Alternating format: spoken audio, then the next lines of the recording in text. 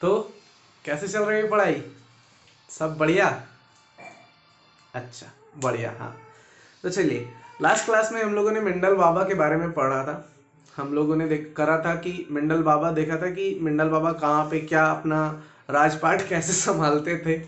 उसके बाद उनका क्या योगदान, उनका क्या ये रहा, पार्ट रहा इस हेरिटेज के ऊपर, मीन्स हेरिडिटी के ऊपर, वो देखे थे।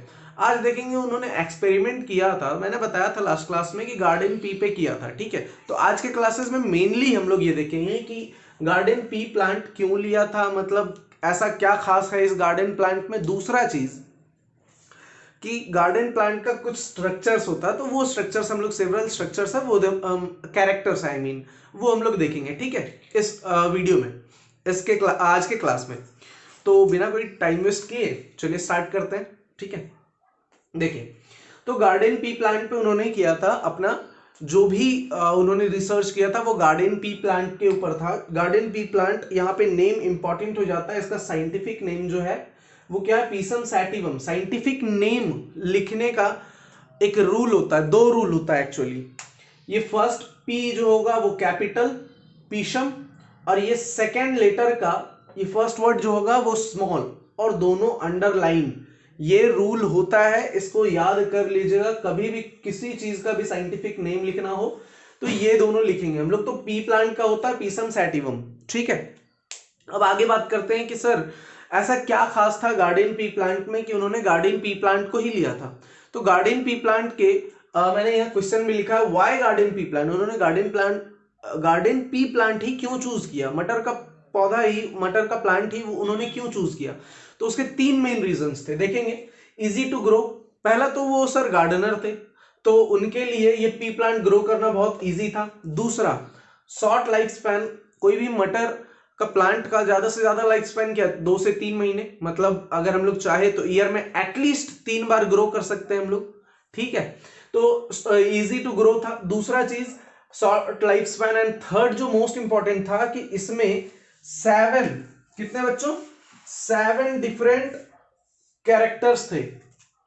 ह्यूमन माइंड में 7 डिफरेंट कैरेक्टर्स जो दिखते थे। ठीक है, जैसे ह्यूमन में किसी का बाल मतलब रेड, सॉरी ब्राउन और ब्लैक, ये एक कैरेक्टर हुआ। दूसरा स्किन कलर, मतलब कोई फेयर, कोई किसी का कॉम्प्लेक्शन फेयर है, कोई डार्क है, तो इस तरीके से ये दूसरा कैरेक्टर हुआ। कान का ये इस तरीके से सटका हुआ है या नीचे है, वो भी आगे देखना है, एक एग्जांपल वो भी।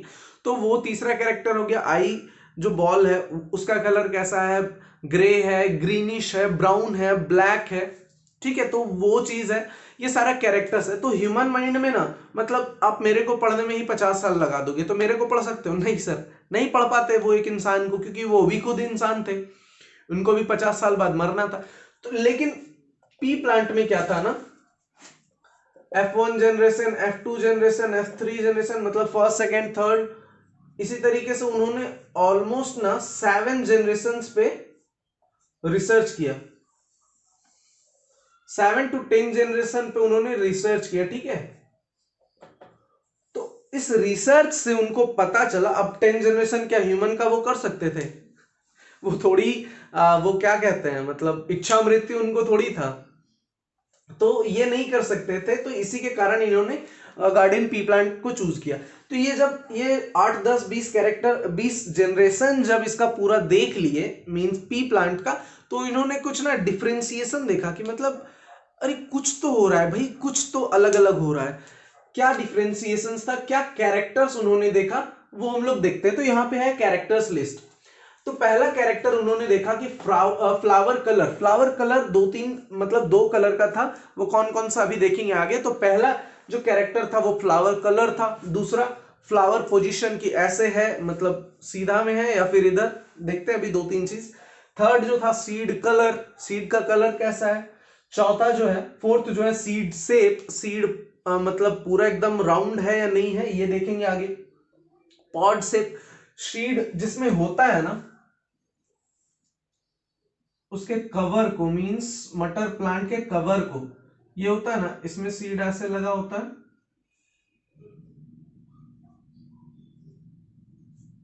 सर इतना बड़ा सीड नहीं होता है, हम लोग खाते तो बहुत छोटा छोटा होता है। तो ये जो है ना, ये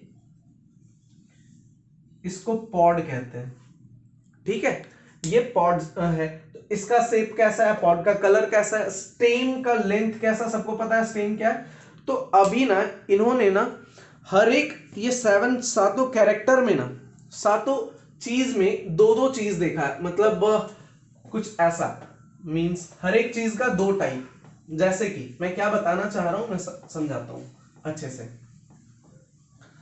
जैसे डोमिनेंट और रेसेसिव का नाम किसी ने सुना है? दो तरीके के कैरेक्टर होते हैं, डोमिनेंट एंड रेसेसिव। कितने तरीके के कैरेक्टर होते हैं? दो तरीके के कैरेक्टर होते हैं, डोमिनेंट एंड रेसेसिव। सब लोगों ने सुना होगा ना। अभी हम लोग इसको पढ़ेंगे भी, ठीक है। देखिए, तो फ्लावर कलर में ये था, दो चीज था, एक था पर्पल और एक था व्हाइट। पर्पल में से कौन सा डोमिनेंट होता है, कौन सा रेसेसिव होता है, ये हम लोग देखेंगे। पहले हम लोग एक बार देख लेते हैं पूरा ये लिस्ट, उसके बाद मैं एक और चीज, इंपॉर्टेंट चीज बताऊंगा, ठीक है। पर्पल हो गया और रेसेसिव हो गया व्हाइट।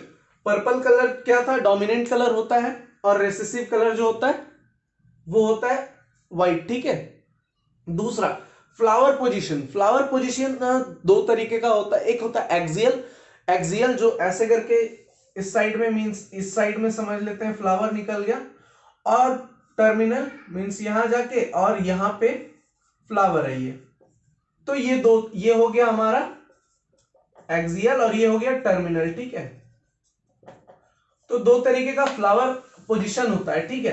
तो फ्लावर पोजीशन में बच्चों जो होता है डोमिनेंट, उसको कहते हैं हम लोग एक्सियल, यानी साइड वाला जो है, और जो रेसेसिव होता है वो टर्मिनल होता है, ठीक है, टर्मिनल। Next, seed colour. तो दो तरीके, जब मटर का हम लोग पूरा छीले होंगे, इतना हम लोग जानते हैं, मतलब इतना दिन से मटर खाए हैं ना, तो मटर का जो ये सीड कलर जो होता है ना, वो दो तरीके का हम लोग देखें, एक होता है येलो, एक होता है ग्रीन।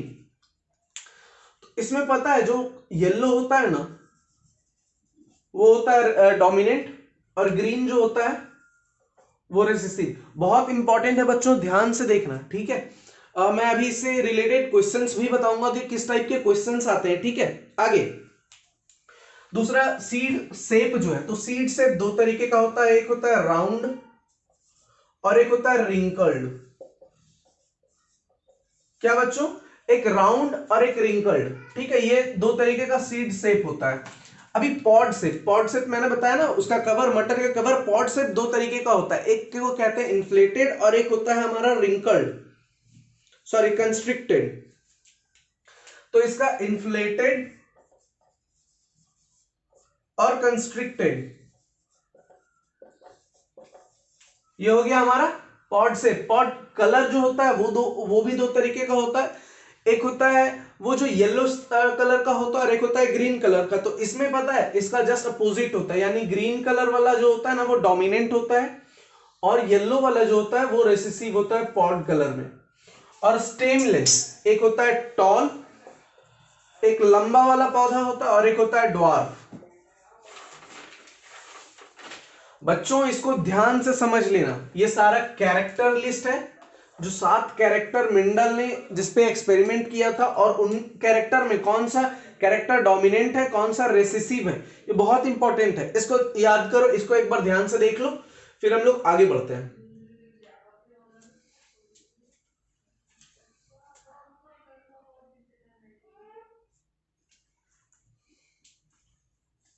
देख लिया सबने? तो अभी ना इससे कुछ हम लोग बताते हैं।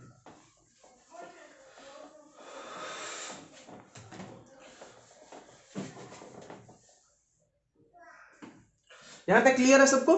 चलिए यहां से ना क्वेश्चन एक पूछते हैं, इनसे यहां से क्वेश्चन किस टाइप का आता है वो ऐसे पूछा जाता है। ये सबको तो क्लियर है आई थिंक।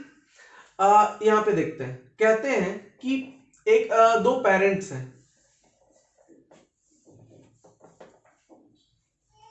ये फीमेल को डिनोट किया जाता है और ये मेल को, ठीक है। फीमेल और मेल ये दो चीज होते हैं, मतलब दो पेरेंट होते हैं।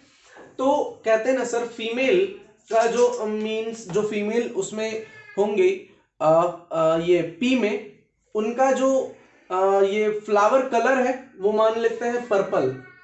फ्लावर कलर को हम लोग फ्लावर कलर को मान लेते हैं हम लोग एक्स से डिनोट करते हैं, ठीक है। फ्लावर कलर किससे? एक्स से डिनोट करते हैं। तो ये पर्पल के लिए बड़ा एक्स और व्हाइट के लिए छोटा एक्स, ठीक है। तो फीमेल जो है वो पर्पल है, ठीक है, और ये मेल जो है वो स्मॉल एक्स है, ठीक है। तो ये दोनों अपना अपना देंगे, जैसे ये एक्स दी और ये स्मॉल एक्स, इन दोनों का जब साथ में मिलेगा तो ये बनेगा एक्स और एक्स, ठीक है।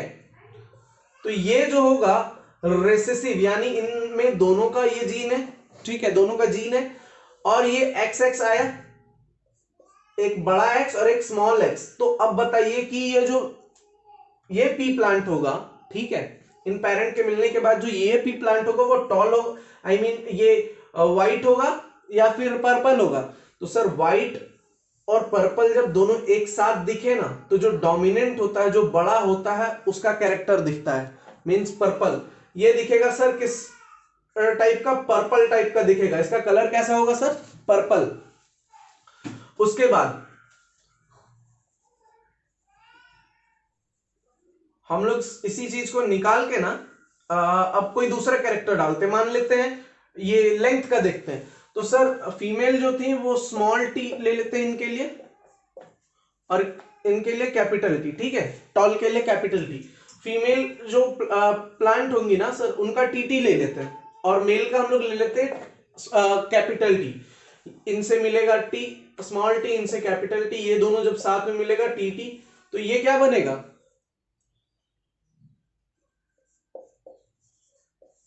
जो F1 जनरेशन है, जिसको हम लोग प्रोजेनी या फिर एक टाइप से डॉटर बोल दो, वो उनका लेंथ क्या होगा? Stem length. उस पी प्लांट के स्टेम लेंथ का क्या होगा? वो कैसा होगा? वो टॉल होगा सर, वो टॉल होगा सर, ठीक है। तो इसीलिए ये चीज जरूरी होता है। बाकी आगे के क्लासेस में हम लोग और देखेंगे, ठीक है। अब जैसे मैं कहता हूं, हम लोग नेक्स्ट क्लास में क्या देखेंगे पता है? इसको करते हैं हम लोग इरेज। अभी हम लोगों ने, पता है, इसको कहते हैं होमोजाइगस, इसको कहते हैं हेट्रोजाइगस। मतलब ये अगर दोनों सेम रहा, कैपिटल टी तो होमोजाइगस, ये हो गया हेट्रोजाइगस, यानी दोनों मिक्सअप, ये भी होमोजाइगस, ये हेट्रोजाइगस। तो नेक्स्ट क्लास में हम लोग देखेंगे ना कि अगर सर कोई हेट्रोजाइगस मिलेगा, जैसे ये और ये मिलेगा, तो पी प्लांट जो है वो किस टाइप का बनेगा, कितना टाइप का बन सकता है, ठीक है। अच्छा एक चीज ध्यान से रखना, अभी तक जो हम लोग पढ़ रहे हैं वो कंफर्मेशन है। आगे का क्लास में ये जो पढ़ेंगे ना, जब हेट्रोजाइगस का मिक्सचर होगा ना, हेट्रोजाइगस जब साथ में मिलेंगे ना, तो कुछ अलग सा कॉन्सेप्ट निकलेगा, ठीक है। तो वो देखने के लिए नेक्स्ट वीडियो जरूर देखिएगा। बाकी मिलते हैं नेक्स्ट क्लास में, तब तक के लिए पढ़ते रहिए।